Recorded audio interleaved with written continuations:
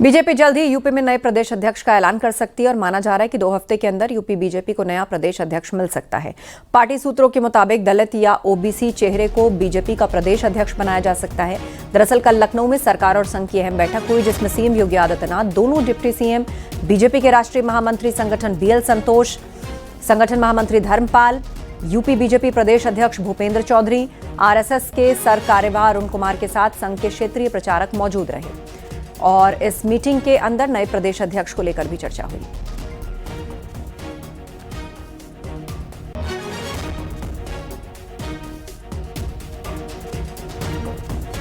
मौलाना महमूद मदनी ने अपने जिहाद वाले बयान पर माफी मांगने से इनकार कर दिया। न्यूज 18 से बातचीत करते हुए मौलाना महमूद मदनी ने कहा कि उन्होंने जो कुछ भी कहा सोच समझकर पूरी जिम्मेदारी के साथ कहा। उन्होंने ये भी दावा किया कि जिहाद एक पवित्र इस्लामिक शब्द है, लेकिन इसे जानबूझकर बदनाम किया जा रहा है।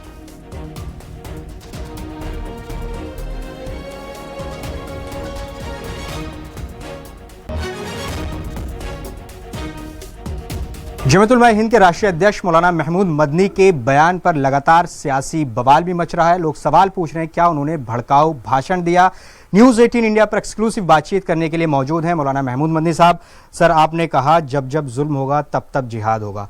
लोग ये कह रहे हैं कि आपने भड़काऊ भाषण दिया, मुसलमानों को उकसाने की बात की, हालांकि आपने जो पूरा स्टेटमेंट दिया वो जिहाद को आपने कहा कि एक पवित्र शब्द को बदनाम किया जा रहा है। इस पर आपका क्या कहना है, जो लगातार सवाल आपसे पूछ रहे हैं? अभी जो हमारा तो बहुत ही क्लियर है, जो बात कही गई है तो ये कि ऐसी बोलने में नहीं कही गई, बल्कि वो सब लिख करके तैयार किया गया, वेल प्रिपेयर डॉक्यूमेंट है वो।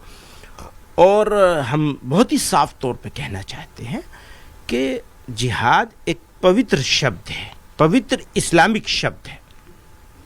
इस शब्द को जिस तरह बदनाम किया जा रहा है, ये मुसलमानों के लिए अनएक्सेप्टेबल है। हम इसको कभी भी एक्सेप्ट नहीं कर सकते।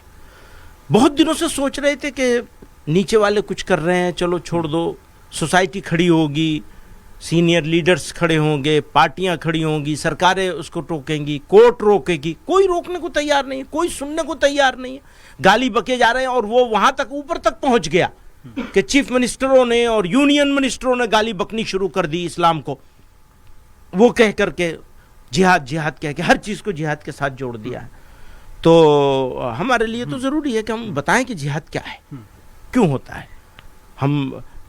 हमारी लड़ाई दो तरफा है और दोनों तरफ से पिस रहे हैं।